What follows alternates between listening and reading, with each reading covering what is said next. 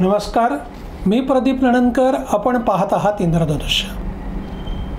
महाराष्ट्रातलं अधिवेशन सुरू झालं आहे. या अधिवेशनामध्ये निरोप देणारं हे अधिवेशन असेल अशी टीका उद्धव ठाकरे यांनी केली आहे. तर निरोप कोण कोणाला देणार हे ठरायचं आहे अशी प्रतिक्रिया राज्याचे मुख्यमंत्री एकनाथ शिंदे यांनी दिली आहे. हा निरोपाचा सांगावा आहे की कांगावा आहे हे अधिवेशनाच्या काळात कळेल. एकतर लोकसभा निवडणुकीमध्ये सरकारचा, महायुती सरकारचा दारुण पराभव झाला. जरी ते आकडेवारीच्या भाषेमध्ये फार काही पर्सेंटेजमध्ये फरक नाही, 1% फरक आहे असं सांगत असले तरी आकडेवारी अशी सांगते की खासदारांची संख्या तर घटलेली आहे. 45 पारची घोषणा देण्यात आली होती, पण झालं उलटं. आणि त्यामुळे महाविकास आघाडीच्या सगळ्याच पक्षांमध्ये एक जोश निर्माण झाला आहे. ज्या काँग्रेसचा केवळ 1 खासदार होता त्यांचे 13 खासदार झाले. उद्धव ठाकरे यांची शिवसेना खरी की एकनाथ शिंदे यांची खरी, या सामन्यामध्ये उद्धव ठाकरे 2 पावलं पुढे आहेत. शरद पवारांची राष्ट्रवादी खरी का अजितदादांची राष्ट्रवादी खरी, यातही शरद पवार कित्येक पावलं पुढे आहेत. आणि त्यामुळे आता महायुती सरकार हे जे आहे याला निरोप देणारं हे अधिवेशन असेल का, आगामी काळामध्ये पुन्हा सरकार सत्तेवर येईल का, असे प्रश्न उपस्थित केले जात आहेत. तर पुन्हा महायुतीच सत्तेवर येईल असा दावा चंद्रशेखर बावनकुळे, देवेंद्र फडणवीस, अजितदादा, एकनाथ शिंदे ही मंडळी करतायत. प्रत्यक्षामध्ये लोकांच्या मनामध्ये काय आहे हा महत्त्वाचा मुद्दा आहे.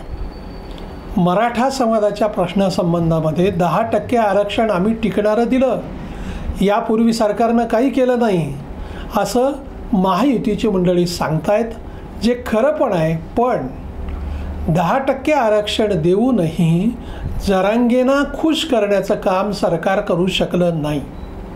जरांगेच्या पाठीमागे मराठा समाज अतिशय मोठ्या प्रमाणावरती आहे आणि त्यामुळेच लोकसभा निवडणुकीत दारुण पराभवाला सामोरं जावं लागलं. आता लक्ष्मण हाके हे OBCचे नेते पुन्हा यात्रा काढणार आहेत. त्यांचं उपोषण एक झालं. आता नेमकं काय होणार आहे?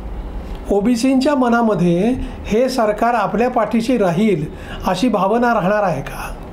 कारण मराठा समाजाच्या मनामध्ये तर राग आहेच. हा राग कमी करण्यामध्ये महायुती सरकारला यश येणार आहे का? एकूण बेरोजगारी असेल, अनेक समस्या आहेत, शेतकऱ्यांचे प्रश्न आहेत. या सगळ्या प्रश्नांबद्दल जनतेच्या मनामध्ये विश्वास निर्माण करण्याचं काम आताच्या 4 महिन्यामध्ये आत्ताचं सरकार करू शकणार आहे का? सरकार किती फसवं आहे, सरकार किती चुका करता आहे हे महाविकास आघाडीची मंडळी ठासून सांगतील. ते जनतेला पटणार आहे का? असे सगळे मुद्दे आगामी काळामध्ये कळणार आहेत. जो तो मी कसा पक्का आहे दाखवण्याचा प्रयत्न केला जातो आहे. लोकसभा निवडणुकीमध्ये संविधानाचा विषय जो खोटा नरेटिव्ह सेट करून लोकांच्या मनामध्ये मात्र संविधान हे बदलू शकतात आणि संविधान बदलायचं नसेल तर यांच्या जागा कमी केल्या पाहिजेत ही भावना निर्माण झाली. यात महाविकास आघाडीचं यश आहे आणि महायुतीचं अपयश आहे हे तर नक्कीच. आता स्वाभिमान, महाराष्ट्राचा स्वाभिमान असं वडेट्टीवारांनी म्हटलं आहे की या मुद्द्यावरती आम्ही विधानसभेची निवडणूक लढवू आणि महाराष्ट्राचा स्वाभिमान गहाण टाकण्याचं काम हे सरकार करतं आहे असा आरोप केला जातो आहे. तर महाराष्ट्राच्या स्वाभिमानाला धक्का बसण्याचं कुठलंच काम आम्ही केलं नाही असा दावा एकनाथ शिंदे करत आहेत. लोकांना काय पटवलं जातं?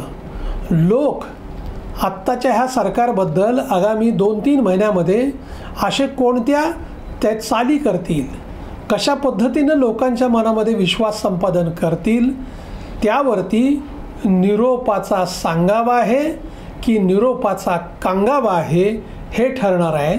आगामी अधिवेशनामध्ये या सगळ्या विषयावरती एकमेकावरती कुरघोडी करण्याचं काम दोन्ही बाजूनं केलं जाईल आणि ती कुरघोडी कशी होते, कोण कोणावरती डाव टाकतो, प्रतिडाव टाकतो हे पाहणं औत्सुक्याचं ठरणार आहे.